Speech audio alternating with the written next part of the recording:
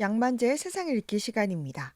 포항지역사회복지연구소 양만재 소장과 함께합니다. 어서 오세요. 안녕하세요. 네, 오늘은 가짜 수산업자 사건과 관련해서 이 권력형 사기 범죄에 대해서 준비하셨다고요?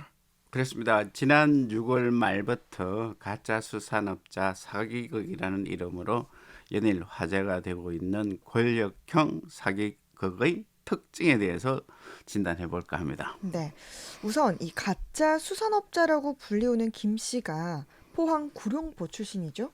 하필이면 포항 출신입니다. 음, 구룡포가 고향이 맞습니다. 언론에서는 김 씨가 살았던 구룡포 폐가를 공개하기도 했고요. 나이는 만 4살입니다. 포항에서 학교를 다니다 대학은 대구에서 법대를 다닌 것으로 알려져 있습니다. 네, 사법고시를 공부했다는 소문도 있었는데요. 그래서인지 김 씨는 첫 사회생활을 법률사무소에서 했다고 합니다. 네, 이 경험을 바탕으로 2008년에 첫 사기 행각을 시작했는데요. 법률사무소 사무장을 사칭해서 공탁 비용을 빌려달라고 하거나 개인 회생 파산 절차를 진행해주겠다는 명목으로 2008년부터 2009년 사이에 36명에게 1억 6천만 원을 가로챘고 가입성 청서나 계약서를 위조해서 남의 명의로 휴대전화를 개통하거나 정수기 임대 서비스를 받는 등 이른바 생계형 사기를 쳤다고 합니다. 네, 이 사건을 계기로 7년간 이게 도피 생활을 하다가 검거돼서 16년입니다. 징역 2년을 선고받아 복역하던 중 2017년 말에 특별사면의 대상이 되어 풀려났습니다. 네. 사유는 특이할 거는 별로 없고요. 일정 기간 수감되었다는 사실만으로 풀려나는데요. 올해 4월 116억 원을 사기친 혐의로 특정경제범죄 가중처벌법 위반으로 구속되어 있는 상황입니다. 네. 이 김 씨가 권력형 사기 범죄자로 불리게 된 게 이제 감옥에서 만난 언론인 덕이라고 하죠. 그렇습니다. 권력형 사기를 칠 수 있는 중요한 계기가 유명 언론인을 김 씨가 교도에서 만났다고 하는데요. 네. 이는 우리 사회에서 유명 언론사 소속 언론인은 우리 사회의 권력 집단을 감시하고 비판하는 담론을 생산하는 역할을 수행하고요. 지배 권력 집단에 손쉽게 접근할 수 있는 그런 인사를 인맥을 잡았다고 할 수 있겠습니다. 네. 결국 일반 잡범이었던 김 씨가 죄를 누이치리라고 들어간 교도소에서 더 큰 범죄형인 권력형 사기 행각을 펼칠 수 있는 교도사를 학습 공간으로 이용했다고 볼 수 있겠습니다. 네. 이 사기꾼 김 씨가 만난 사람들이 권력을 가진 유명 인사고 또 그들을 상대로 사기를 쳤기 때문에 그를 권력형 사기 범죄자 이렇게 말할 수 있겠죠? 예, 김 씨가 교도소에서 만난 송 씨는 유명 언론사의 월간지 기자 출신입니다. 네. 그리고요, 이동훈 전 논설일보 논설위원과 엄성섭 TV 조선 앵커, 그리고 최근 오늘 발표된 중앙일보 기자, 논설위원과 기자. 김 씨는 송 씨를 통해서 언론인 외에도 거물급 정치인 김문성 전 의원을 비롯해서 김정대 의원, 홍준표, 중호영, 정봉주 전 의원을 만나게 됩니다. 네. 언론인과 정치인에 이어서 검찰과 경찰 인사들과 친분을 샀는데요.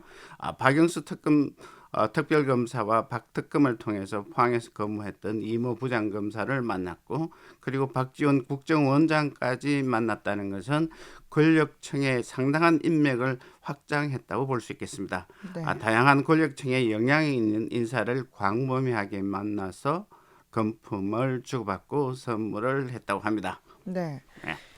그동안 이 역대 정부마다 권력형 사기 범이 등장했는데요. 이번 김씨 사건을 과거 정부의 권력형 사기극과 비교해 보면 어떻습니까? 좀 차이가 있고요. 동일한 점도 있습니다. 권력층 사기는 이승만 정권까지 되돌아갈 수 있는데요. 네.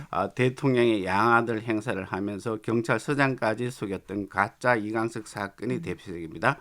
박정희 정권 때는 새마을 운동 사업을 내세우는 사기가 유행했고요. 김정삼 대통령 시절은 금융실명제로 묶인 금은돈에 대해서 추적을 면제해주겠다며 사기를 쳤고, 그 뒤에 노태우 정권 시절에는 큰손 장영작 씨가 대통령 비자금을 관리한다면서 사기친 사건도 있었습니다. 네. 이명박 대통령 시절에는 4대강 대규모 공사 수주권을 두고 사기 행각을 배열했고요. 박근혜 정권 시는 최순실 게이트가 있습니다. 네. 2008년부터 2018년까지 언론에 보도된 권력형 사기 사칭 사기 사건이 139건을 분석하는 자료가 있는데요. 집권 초반에 1년 차에 사기가 몰리는 경향이 뚜렷했습니다. 네. 정권 말기에 사칭해봤자 효력이 별로 없다는 뜻이라고 할 수 있겠습니다. 다음은 권력자 누구를 사칭했는 경우가 많았느냐 하면은요. 네. 청와대 직원이 40건으로 가장 많았습니다. 네. 비선 특보, 특별보좌관 같은 그럴듯한 직함을 만들어냈습니다. 네. 가지고 사기를 쳤겠죠. 그 다음으로 국정원 요원이라든지 정보기관 직원을 사칭해서 29건의 사기극을 펼쳤다고 합니다. 네. 이 김 씨의 권력형 사기극이 그럼 과거의 사기 사건과 다른 점은요? 우선 김 씨는 청와대 친분 관계를 과시하는 사진이나 친서 등을 물품을 이용하기도 했습니다. 네. 하지만 문 대통령을 사칭하지는 않았다는 것이 특징이고요. 청와대나 국정원이 아닌 국회의원과 검사를 이용했다는 점에서 차별성이 있습니다. 또 권력형 사기행위 통상 정권 초반에 일어났는데 이 김 씨의 경우는 아마 정권 후반기로 넘어오면서 본격적인 활동했다는 점에서 차이가 있습니다. 네. 그리고 김 씨가 유력 인사를 포섭하고 또 환심을 사기 위해서 선물로 뿌린 물품들도 정말로 다양하더라고요. 우선 자신이 재력가는 위세를 과시했다는 점에서 부를 과시한 돈입니다. 조선소를 운영하고 있거나 수산물 가공업체의 운영자라는 말로 이제 포장을 했고요. 네. 두 번째는 국회의원들의 환심을 사기 위해서 언론인 인맥을 활용했을 뿐만 아니라 권력 집단의 주요 활동 무대인은 국회의원 회관을 활용해서 여기서 이게 무슨 봉사상을 받았다는 것을 과시했다는 것입니다. 다음은 자신의 부를 타인에게 과시하기 위해서 외제 수프카를 적극 활용했습니다. 국회에서 봉사상을 수상할 때도 수억 원대의 수프카를 타고 행사장에 나타났고요. 박영수 특검 부인에게 수프카를 빌려주었습니다. 포항에서는 고급 외제차 전시 행사를 하겠다면서 포항시에 제안하기도 했습니다. 네. 그리고 이 고급 시계와 벨트, 고급 해산물을 동원했는데요.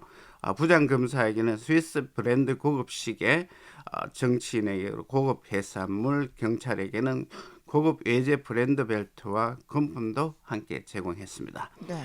그리고 김 씨가 포항의 한 고급 펜션을 이용해서 성접대를 했다는 일부 보도도 있습니다. 네. 마지막으로는 앞에서 언급했듯이 한국에서 최고 권력을 상징하는 청와대의 기념품을 이용했고요.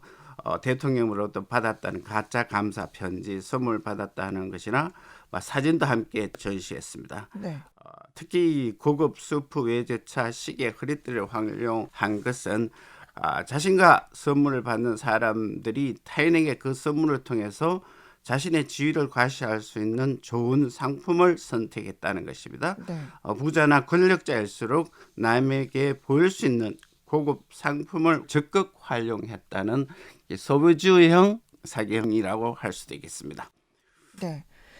이 김 씨의 사기 행각으로 검사와 경찰, 언론인들의 금품을 받아서 사직을 하고 또 해임되거나 재산상 피해도 당했는데요. 권력형 사기에 손쉽게 당하는 사람들의 특징이 있습니까?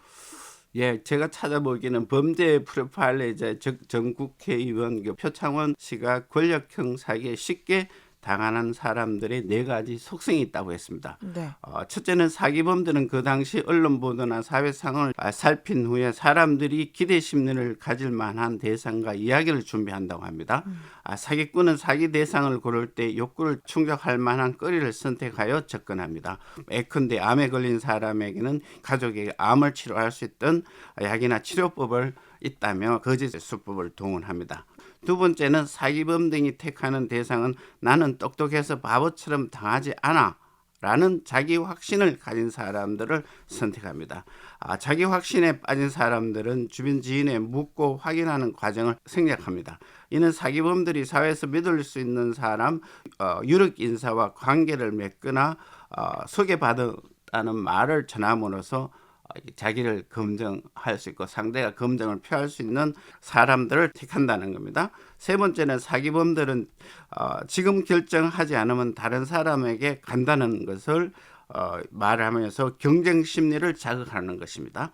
포항시에서 농구 시합을 유치하지 않으면 다른 시도에 넘길 수 있다는 것을 은근슬쩍 흘리는 방식도 이용한다는 것이죠. 끝으로 빨리 결정해 지금 당장 하지 않으면 큰 이익을 놓치거나 손해를 보게 된다며 재촉하면서 상당수 피해자가 합리적인 판단을 하지 못하도록 유도하는 방식입니다. 권력형 사기범들은 이 네 가지 수법을 극대화시켜서 사기를 친다는 것입니다. 네. 가짜 수산업체 사기 사건과 권력형 범죄에 대해 짚어봤습니다. 양만재 소장이었습니다. 수고하셨습니다. 고맙습니다.